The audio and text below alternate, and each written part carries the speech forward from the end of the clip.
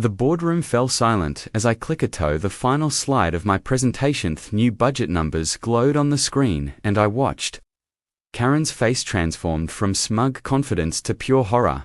Her perfectly manicured nails dug into the conference table as she processed the $5,000 increase in HOFEs, staring back at her. "What is this?"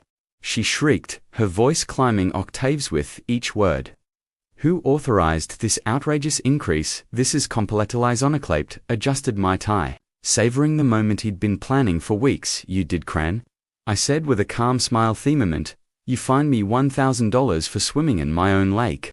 Let me back up and explain how we got here. My name is David and I've lived in Willow Creek Estates for 15 years. When I bought my property, main selling point wasn't the 4-bedroom colonial or the 3-car garage. It was the pristine 20-acre lake that came with the deed. Crystal Lake, as the original owners named it, sits partially on my property and partially borders the HOA community. For over a decade, this arrangement worked perfectly. Neighbors would wave as I took my morning swims, and occasionally I'd even let the HOA host their summer picnic on my section of the shoreline. Then Karen Beckham, HOA president, you know the types, showed up to her first board meeting with a leather-bound notebook, color code, Debs, and a mission to bring order to their cows. Within her first month, she'd issued 17 warning letters for infractions ranging from mailboxes being 2 inches too tall to grass being half an inch too long. She measured everything with an actual ruler she carried in her. The trouble started on a beautiful Saturday morning in June. I was doing usual swim, floating on my back and watching clouds drift by when I that unmistakable shriek from the shore. Excuse me, sir." Karen stood at the water's edge in her HOA presidentializer, despite the 90 degrees heat, waving a clipboard like a battle flag. "You need toxit the water." Immediately I swam closer, though not too close. Mething told me she might try toxitizins. "Arrest me with that clipboard." "Good morning, Karen. Beautiful day for a swim. Swimming is strictly prohibited in community bodies of water," she announced, breading from her clipboard. HOA regulation 7.3.9 clearly states that all recreational water activities require board approval and proper insurance. Ocean treaded water. Genuinely confused. "This is my lake, Karen. I own it. Check the property records." She adjusted her oversized sunglasses, the kind that screamed, "I need to speak to your..." From a mile away, the HOA governs all shared natural spaces with inner community boundaries. This lake borders HOA property, therefore it falls under our jurisdiction. "That's not how property law works," I said, starting to swim back toward my dock. "We'll see what our lawyers have to say about that." Sheckled after me. "Consider yourself entitled." I figured that would be the end of it. Surely once she actually looked at the property lines and deed restrictions, she realized her mistake, but I underestimated both her determination, her ability to twist reality to fit the narrative. The certified letter arrived the following Monday. Official HOA letterhead. Naturally, it detailed my blatant violation of community standards and assessed a $1,000 fine for unauthorized use of community resources. Letter went on for 3 pages citing made up regulations and threatening legal action if I continued me reckless endangerment of community. I tried the reasonable approach first. I made copies of my DD lighting. The sections that clearly showed my ownership of the lake included the original survey from 1950, TWAF, water rights, documentation, and even a letter from the previous HOA president acknowledging my private ownership. I hand-delivered it all to Karen's house. Answered the door in another Blazithus one, pink, as if she had a whole closet dedicated to HOA authority. "Weird, David," she said, not even looking at my documents.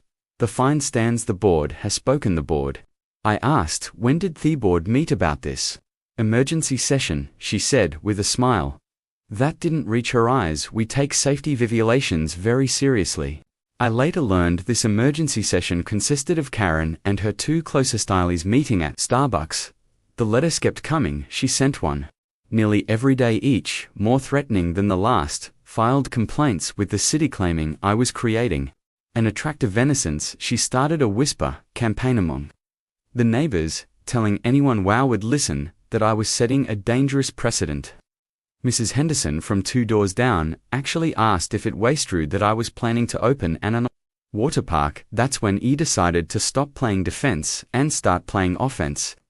I spent the next 4 weeks buried in HOA documents, bylaws, contracts, agreements. Going back 30 years, and that's when I found it, the smoking gun and easement agreement.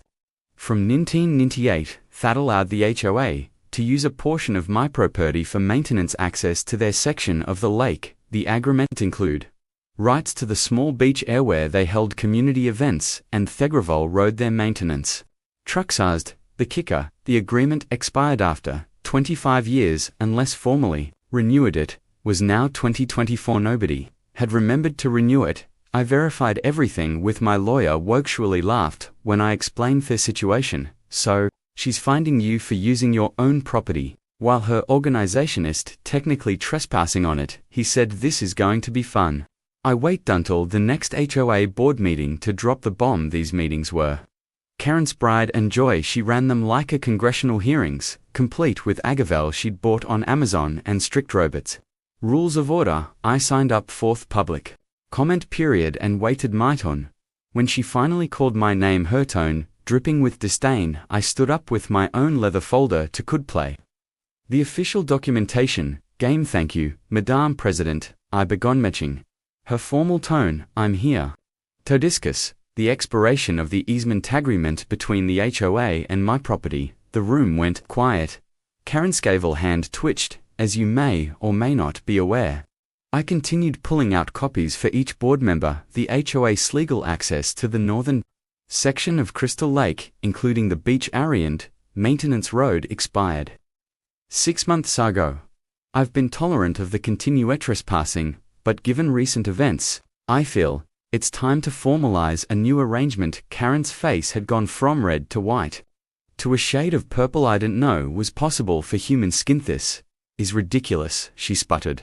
We've used that access for decades without legal authorization for the past 6 months. I clarified my attorney has drawn up a new lease agreement. The tier quite reasonable. The HOA can maintain access for the low annual fee. I paused for effect. $5,000. Gasp from the audience was audible. Samin's coffee cup actually clatteretto.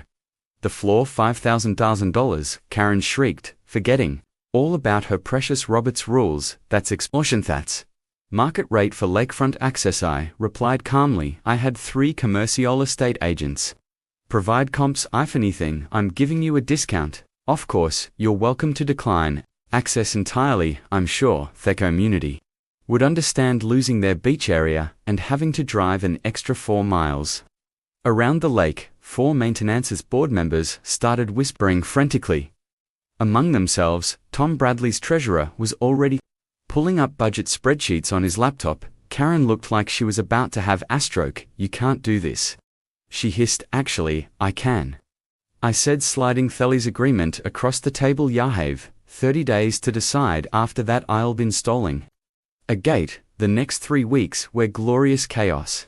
Word spread through the neighborhood like wildfire. Same people who'd been avoiding me for Karen's gossip campaign suddenly had very strong opinions about fiscal responsibility and board overreach. The Facebook group exploded with demands for budget meetings and calls for accountability. Karen tried everything. She sent cease and desist letters. They, the lawyer, probably charged her a fortune for only to be told they had no legal standing. She tried to claim historical use rights, but couldn't the necessary documentation. She even tried to get the city involved, but they wisely stayed out of a civil property dispute. Finally, with 2 days left before my deadline and facing AFL-scale resident revolt, the board called an emergency meeting.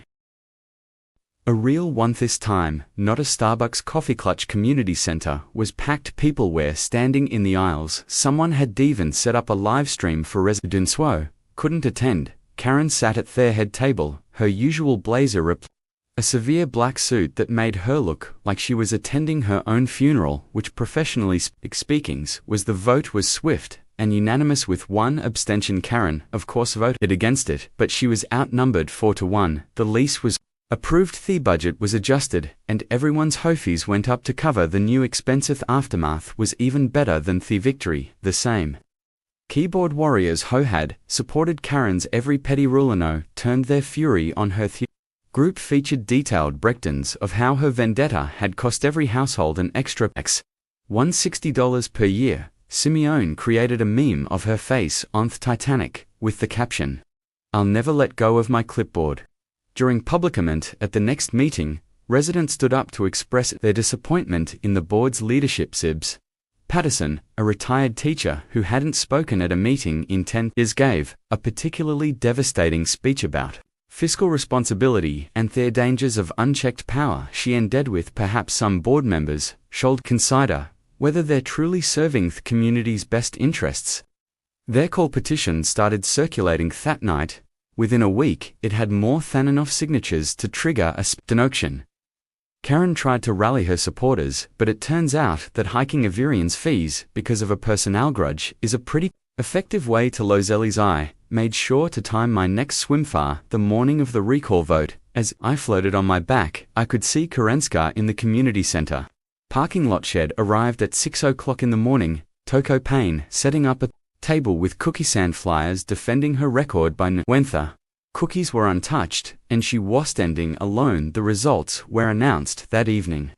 Karen was removed from the board by a margin of 87%, the highest percentage in HOA history, is as told. As the results were read, she stood up, clutching her leather notebook toe. Her chest like armor. "This is a mistake," she announced to the room, her voice cracking. "I was only trying to maintain standards. You'll regret this one property.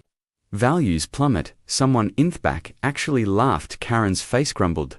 She grabbed her giant purse and a measuring ruler and stormed out her heels, clicking on the linoleum like a countdown to her exile. The new board sent me a formal apology letter the following week, along with a check refunding my $1,000 fine plus interest.